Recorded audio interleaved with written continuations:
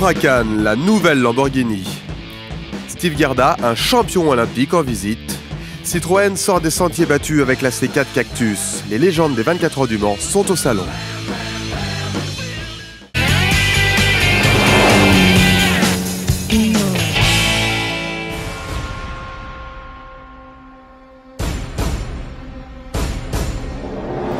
Un nouveau taureau rentre dans l'arène Lamborghini, l'Huracan, remplaçante de la Gallardo et petite sœur de la bestiale Aventador. Plus sage d'extérieur, la ligne moderne de l'Huracan reste dans l'ADN Lamborghini. À l'intérieur, c'est une supercar 100% nouvelle.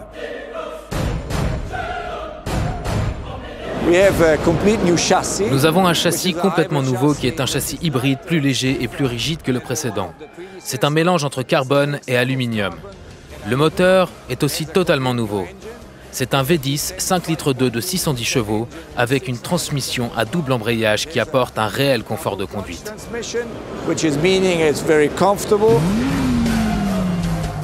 Au volant, les performances sont époustouflantes. 0 à 100 en 3 secondes 2, vitesse maxi 325 km/h. Heureusement, les freins carbone et céramique sont livrés de série avec sa transmission 4 roues motrices. Après des ventes records en 2013 grâce à l'Aventador, Lamborghini espère faire encore mieux avec cette Huracan. Je peux déjà vous dire que lors des 2 premiers mois de pré-vente, plus de 1000 modèles ont déjà été réservés. Cette voiture sera la plus vendue de l'histoire de Lamborghini. Présentée en première mondiale au salon, les livraisons débuteront dès le mois de mai. Prix de base 175 000 €, un billet d'entrée pour le rêve Lamborghini.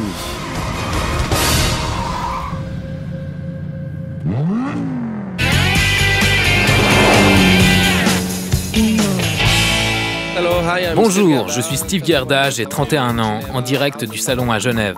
Un champion olympique sur les stands du salon. Le cavalier suisse de saut d'obstacle victorieux au JO de Londres 2012 est venu comme chaque année découvrir les dernières nouveautés à Genève. Passionné de technologie, Steve Gerda a déjà trouvé la voiture de ses rêves.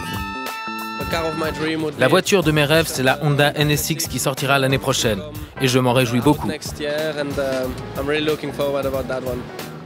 Un peu de patience avant de prendre les rênes de ce nouveau bolide.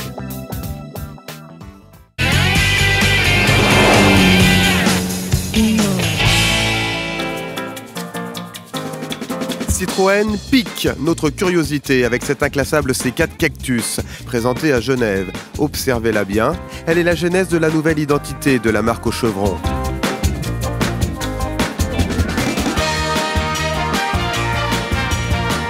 Avec un design que vous voyez derrière moi qui est très moderne, très lisse. Les stylistes parlent d'un galet, avec aussi les éléments que sont les protections sur le côté de la voiture, qu'on appelle les air bumps, qui donnent une personnalité très forte, très graphique, et en même temps une fonction, puisque c'est des capsules d'air qui permettent de protéger la voiture contre les petits chocs de la vie courante.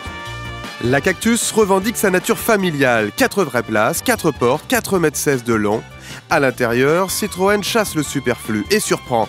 Une banquette style monobloc comme une de chevaux ou cette sangle de porte.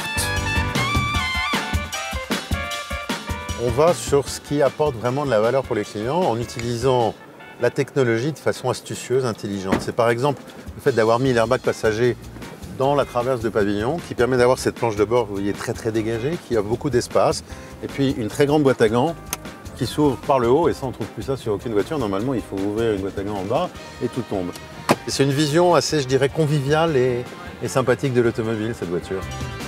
La Cactus se veut économique à l'usage, pas de malus pour le moteur essence et une consommation de 3,2 litres au 100 pour le petit diesel. Le prix doit rester sympa aussi, autour de 15 000 €.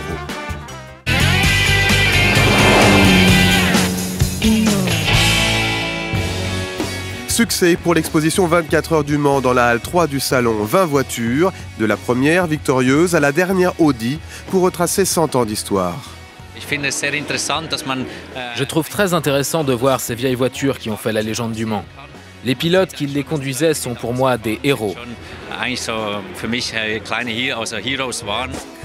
Des héros qui, comme Pescarolo, ont connu l'enfer de la ligne droite des Hunaudières. J'ai conduit des voitures qui étaient très peu stables dans la ligne droite et j'en ai même conduit qui ont décollé. Vu mon physique actuel, j'ai brûlé dans ma voiture. Donc la sensation qu'on fait éprouver dans la ligne droite, c'est vraiment le résultat d'un appui aérodynamique bien fait ou pas bien fait. La Sauber Mercedes et la 905 Peugeot ont gagné au Mans, grâce aussi à de grands patrons d'écurie. Ça me laisse de très bons souvenirs, surtout qu'on avait terminé avec 3 voitures, 1, 2, 3. Pour moi, cette exposition est vraiment formidable.